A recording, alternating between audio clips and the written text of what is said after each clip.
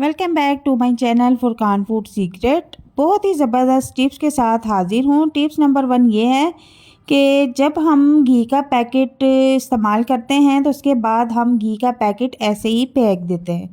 तो घी का पैकेट आपने फेंकना नहीं है, इसको कैंची से कटिंग करने के बाद इस तरह से खोल लेना है और खोलने के बाद एक पेड़ा ले लेना है और उसको इस तरह से ऊपर अच्छी तरह से रगड़ना है ताकि जितना भी घी है इस पेड़े को लग जाए और ज़रा सा भी अल्लाह का जो रिज़्क है वो ज़ाया ना हो। तो इस तरह से करने के बाद आप इसी पैकेट को आटे के ऊपर इस तरह लगा लें ताकि जितना भी एक्स्ट्रा घी इस पर लगा हुआ है वो सारा का सारा आटे को लग जाए। आटे को घी लगा कर रखें तो आटा कभी भी जो है खमीरा नहीं होता। तो उम्मीद करती हूँ कि बहुत ही ज़बरदस्त ये टिप्स है, आपको पसंद आई होगी। तो चलते हैं अपनी अगली टिप्स की तरफ। नरम और फूली हुई रोटियां बनाना कम गैस पर बहुत ही मुश्किल होता है।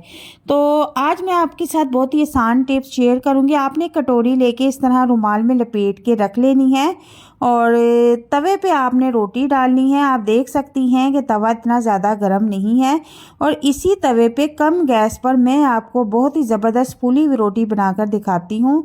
और एक साइड से रोटी ज़रा सी पक गई थी तो मैंने साइड चेंज कर दी है। अब हमने जो कटोरी रुमाल में फिट की हुई है उसको लेके हम रोटी के ऊपर इस तरह से उसको दबाएंगे तो रोटी उतनी ही ज़्यादा फूलेगी। जितना ज़्यादा हम कटोरी से दबाएंगे रोटी उतनी ही फूलेगी और फूल के बहुत ही नरम और मज़ेदार बन के रेडी होगी। दूसरी साइड भी हम इसी तरह कटोरी की मदद से सेक लेंगे। तो जितना हम सेकेंगे ये उतनी ही ज़्यादा फूलेगी। और अब मैं आपको दिखाती हूँ रोटी सीधी करके कि आप देख सकते हैं कि बहुत ही ज़बरदस्त रोटी बन के रेडी हुई है। और अक्सर औकात क्या होता है कि फुल सर्दियों में गैस आना बिल्कुल बंद हो जाती है और बहुत ही कम गैस आती है। लेकिन जो आज टिप्स मैंने आपके साथ शेयर की है आप बिल्कुल कम गैस पे भी रोटी बना के रेडी कर सकती हैं। तो यहाँ पर आप देख सकते हैं कि मैंने इसी मेथड से सारी रोटियाँ बना के रेडी कर ली है। और कम गैस पर फूली हुई रोटी बनाना बहुत मुश्किल होता है, लेकिन इस आसान टिप्स के साथ कटोरी से हमने फूली और नरम रोटियां बना के रेडी करके रख ली हैं। अक्सर लोग कहते हैं कि हमसे मुंगरे सख्त बनते हैं, खड़े रहते हैं और ये गलने का नाम नहीं लेते। तो आज कुछ ऐसी टिप्स आपके साथ शेयर करूंगी कि आपने सबसे पहले तो ये करना है कि जब आप मुंगरे कटिंग करें तो इनको बहुत ही छोटा छोटा कटिंग करना है आपने। तो कटिंग करने के बाद आपने ऑयल में इनको कम से कम 10 मिनट तक फ्राई करना है और इस तरीके से आपके मुंगरे बिल्कुल 5 से 6 मिनट में गल के रेडी हो जाएंगे। यकीन करें ये इतने मज़ेदार बनेंगे। इन 2 टिप्स को अगर आप आजमा लें तो कभी भी आपके मुंगरे सख्त और खड़े हुए नहीं बनेंगे बल्कि बहुत ही नरम मलाई की तरह बन के रेडी होंगे। और फ्राई करने के दौरान आपने इसमें थोड़ा सा नमक भी ऐड करना है। इससे क्या होगा कि मुंगरे आपके नमकीन टेस्टी बनेंगे। तो चलते हैं अपनी अगली टिप्स की तरफ। अक्सर लहसुन छीलना हमारे लिए बहुत मुश्किल होता है।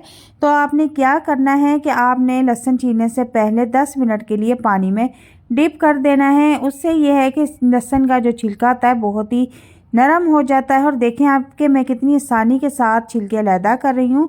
बग़ैर छुरी के ही आप जल्दी से इसके छिलके उतार के अलग कर सकते हैं। इस तरीके से आप ढेर सारा लहसुन छील के रख सकते हैं। तो चलते हैं अपनी अगली टिप्स की तरफ। अक्सर औकात क्या होता है कि आलू हमारे जो हैं वो मीठे निकल आते हैं। तो जब भी आप खाना बनाने लगें तो आपने आलू को कटिंग करने के बाद इस तरह नमक लगा के तकरीबन 15 मिनट के लिए रख देना है। अगर बाई चांस आपके आलू मीठे भी हैं तो इस टिप से आपके आलू बिल्कुल नमकीन हो जाएंगे और इनकी जो मिठास है वो ऑटोमेटिकली ख़त्म हो जाएगी। तो मिलते हैं नेक्स्ट वीडियो में एक नई और मज़ेदार टिप्स के साथ।